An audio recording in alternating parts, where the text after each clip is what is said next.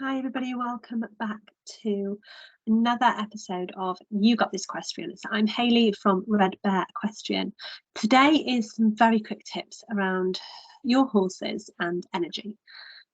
So horses are the most amazing creatures. The way they pick up on every little change in our energy, in our emotions is totally unique. However, we can also make it so that the energy that we're putting across to our horses causes some of the issues that we see every day that are making us not so confident.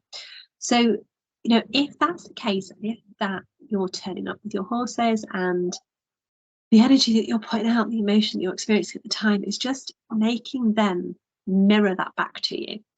There's nothing wrong with actually deciding that today's not the day to ride, choosing to do some groundwork, going for a little hand walk, doing some grooming instead. You don't have to be riding every time, and you don't have to beat yourself up if you turn up to ride and you can't ride, because not only do our horses pick up on our emotions and our energy, but they also mirror them back to us, and they can pick up on things long before we realize it in ourselves. So sometimes they will be mirroring something back to us, and it might be a week, 2 weeks, a month before we actually realize that that was coming from us and it was something that we were already projecting that we didn't realize. That unique insight means that you can quite often see what's going on inside yourself before you really realise it.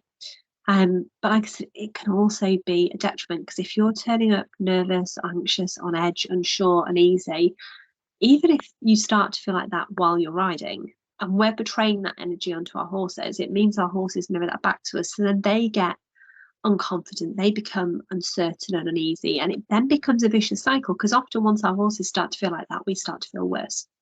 And so a ride can suddenly go from bad to worse. So it's realizing, some little things that you can do to really help yourself. So one, like I've already said, is choose when to ride and when to not, and don't beat yourself up about it. If that means that you don't ride on a day where you plan to, fine, do something else. If that means actually you get off your horse halfway around a ride and you walk the rest of the way back, fine. You've got to do what's right for you at that point. Number two, learn to manage your emotions. So yes, your horse will still pick up on your emotions and your energy, but actually if you can find ways to manage them, the impact that that has is a lot more and is a lot lower. So things like mindfulness, visualization activities. I quite often use visualization before I ride and during my ride, and it's really, really powerful. There's lots of different ones you can find on YouTube.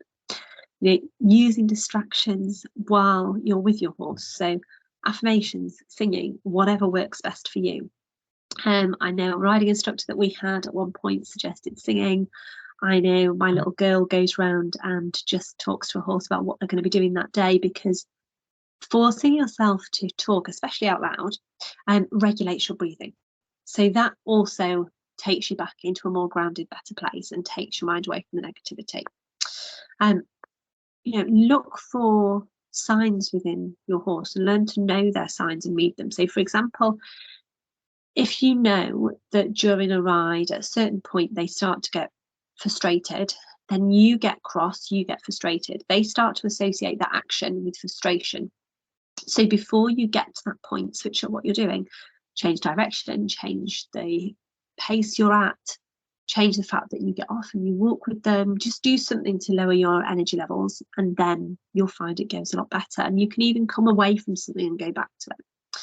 And the more you can remain calm and control, the more your horse will see you as a safe space. So the more you're portraying that calm energy, the more your horse will perceive you as somewhere where it's safe. So even when they do start to get more anxious, they know that actually you're going to give them that reassurance. And as soon as your horse gets into that space and relaxes, you relax more.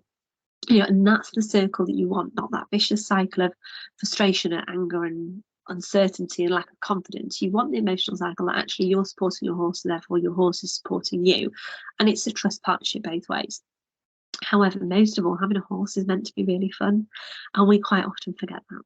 We get pulled into we've got to train for the next event, or the fact that there are always something wrong with them, we've always got a vet out, or that they're naughty because they've done something wrong, or that you feel unsafe and uncertain. actually taking time out to just be with your horse, taking time to play, to groom, just spend time with them, sit in a field with them and just build up that bond, because often we put so much pressure on the riding that we forget that some of the biggest bonds are formed when you're not riding.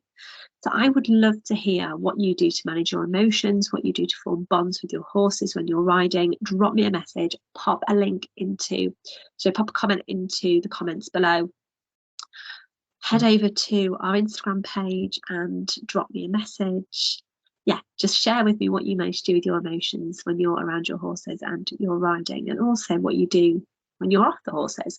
Make sure you head to the rest of these videos as well and check out some of the amazing interviews that we have done with some inspirational riders who have overcome lots of different confidence issues, and we've got more to come. So there's a new video released every week, so make sure you go and subscribe, hit like on the page, and make sure you can then keep up to date with all of the latest videos that we're releasing.